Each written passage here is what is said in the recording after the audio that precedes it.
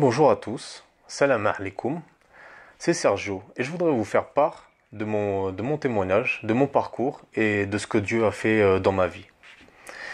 Eh bien, je suis issu d'une famille catholique de tradition.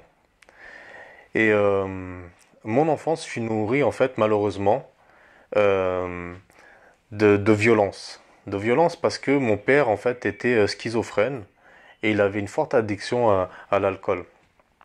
Et donc ça a bouleversé mon enfance, ma jeunesse. Et ça m'a brisé, pour ainsi dire.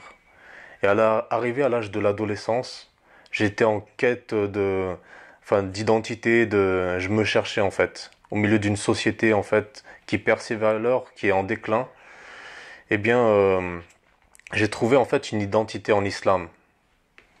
Et il y avait en effet, j'étais dans une banlieue en fait à forte avec beaucoup de population musulmane et ils m'ont orienté vers l'islam, m'ont parlé beaucoup de choses du Coran et ce qui m'a séduit en fait c'est que il y avait l'esprit de communauté, de famille qui était géré par des règles strictes, par des interdits et cette idée-là en fait me séduisait parce que je me sentais comme protégé.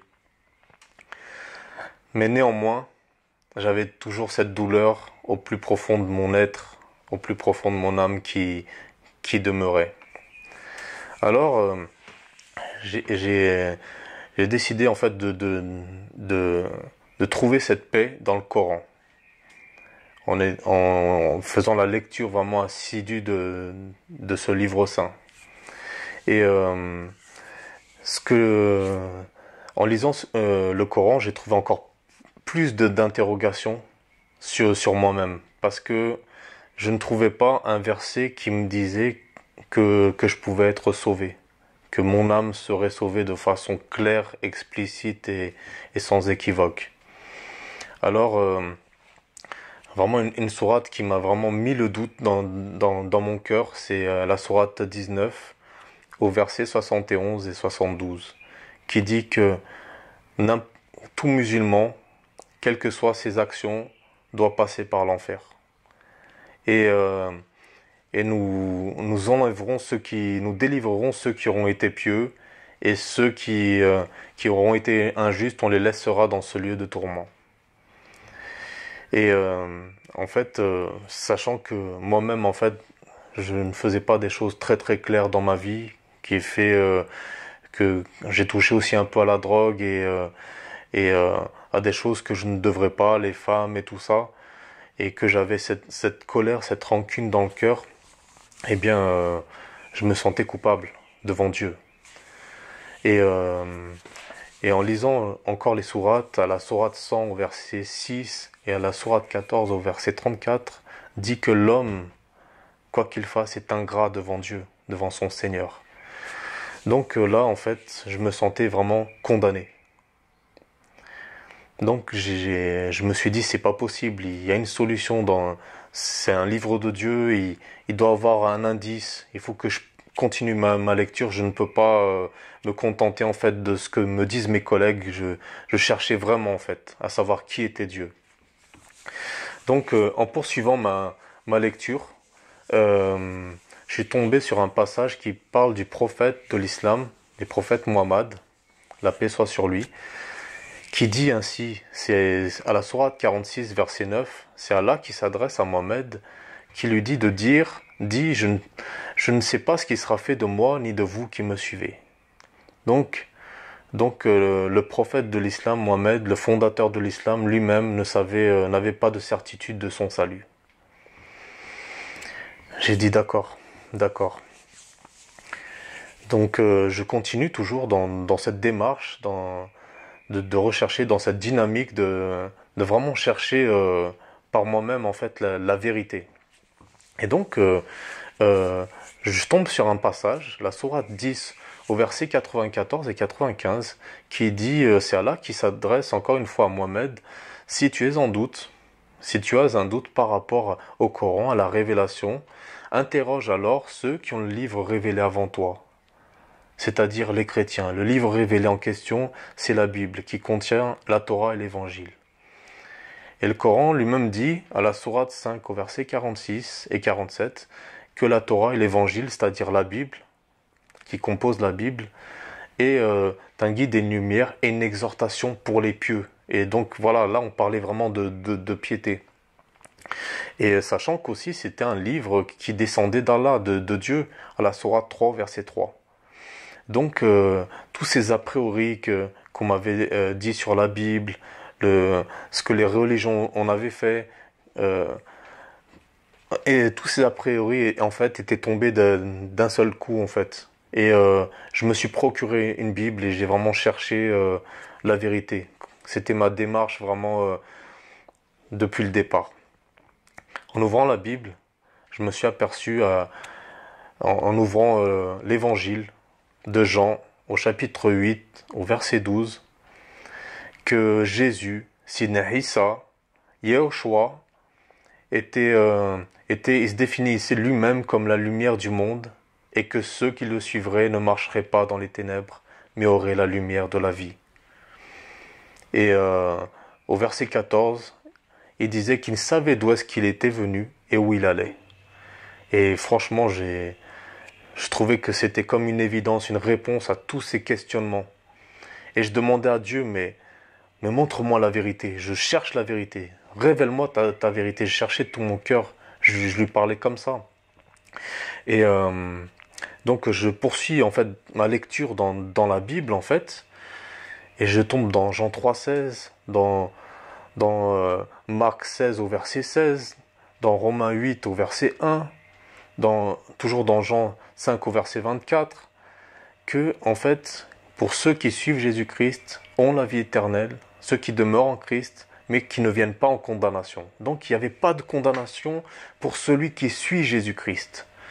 J'ai dit waouh, c'est quand même très très fort. Enfin, ça répondait vraiment à ces questions.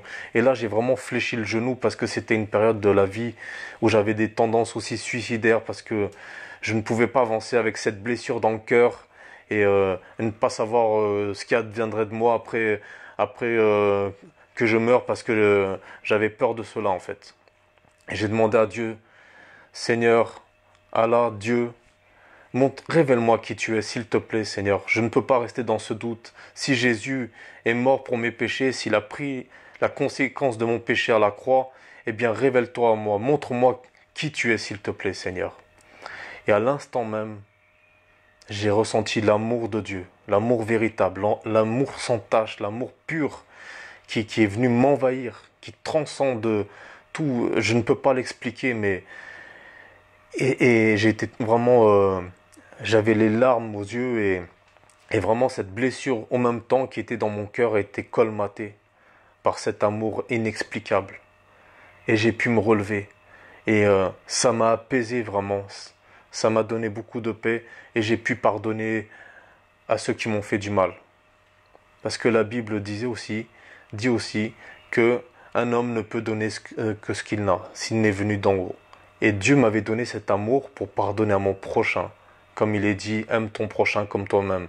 Eh bien, c'est tout simplement impossible si on n'a pas cet amour de Dieu, d'aimer en fait sans compter, sans a priori, sans rien espérer en retour. C'est l'amour de Dieu qui se manifeste dans notre cœur. Donc, tout cela, en fait m'a mis beaucoup de certitude, mais j'ai continué toujours dans le Coran à persévérer dans ce livre parce que la Bible, enfin le Coran orienté à la Bible, et donc j'ai continué à chercher des versets en fait qui confirmaient mes croyances. Et donc je me suis aperçu en lisant le Coran que par exemple qu'à la sourate 19 au verset 19 que Jésus était sans péché. Et à la sourate 33 au verset 21 que vous avez dans le messager d'Allah un excellent modèle à suivre. Alors Jésus sans péché, et j'ai regardé du côté de Mohammed à la sourate 47 verset 19, 40, 55 et 48 versets 1 et 2 qu'il était pécheur et qu'il se repentait, qu'il demandait pardon pour son péché et que Jésus était sans péché. Et dans la Bible dit que dans 1 Pierre 2 au verset 21 et 22 que nous avons un modèle à suivre dans les pas de Jésus-Christ, lui qui n'a pas péché et dans la bouche duquel ne s'est pas trouvé de fraude. Donc c'était clair, en fait le chemin qu'il fallait suivre c'était Jésus-Christ. La Bible dit qu'il est le chemin, la vérité et la vie. Et en poursuivant toujours ma lecture dans le Coran, qu'à la sourate 3, versets 55 et 56, c'est que Allah avait mis fin à la vie de Jésus-Christ. Donc le terme arabe, le mot arabe c'est muntawafika, c'est-à-dire mettre fin à ta vie. C'est-à-dire que à la mort constatée de Jésus. Et que je l'élève vers moi, donc il est monté au ciel, et place te débarrasse de ceux qui n'ont pas cru, et place ceux qui te suivent en dessus de ceux qui n'auront pas cru, jusqu'au jour de la résurrection. Et quant à ceux qui n'ont pas cru, je les châtierai d'un dur châtiment dans ce monde et dans l'au-delà. Donc le Coran lui-même dit qu'il faut suivre Sidney Issa, qu'il est le chemin, qu'il faut le suivre, sinon pour aller au ciel, parce qu'il est au ciel, il a été enlevé au ciel, il est mort pour notre péché, qu'il a été enlevé au ciel. Et donc le Coran, la Bible l'affirme, le Coran le confirme. Donc pour moi, c'était clair. J'avais la réponse à toutes les questions fondamentales que je me posais depuis toute mon existence en fait. La vie, l'amour, la paix, c'est Dieu lui-même. C'est de faire cette expérience en soi et non pas par une dogmatique, par des rituels ou par une religion. Et donc le Coran lui-même dit, un passage très important, c'est que depuis la chute d'Adam, l'homme est devenu aveugle.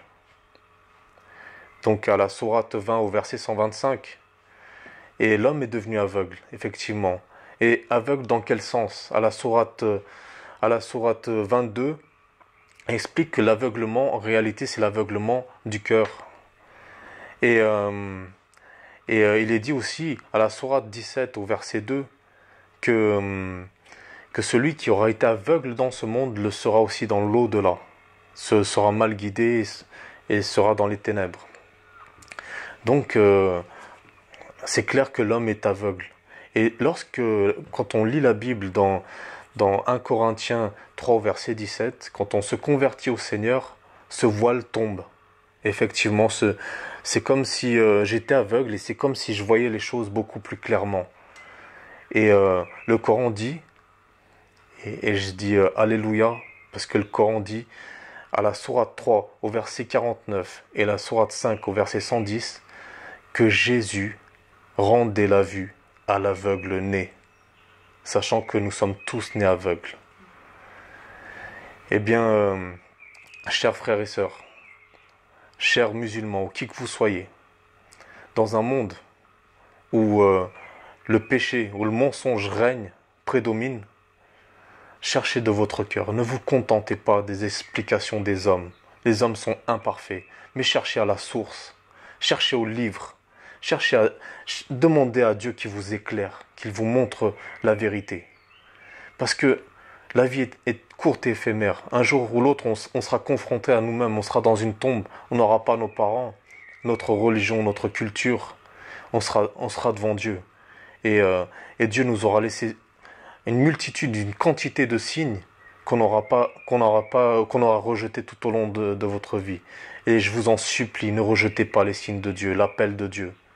Parce que le Coran lui-même dit qu'il y a des signes pour ceux qui réfléchissent. Alors, réfléchissons à l'éternité avec Jésus-Christ. Je voudrais conclure mon témoignage avec des paroles de Jésus-Christ dans Luc 24, que la paix soit avec vous et que Dieu vous bénisse. Amin.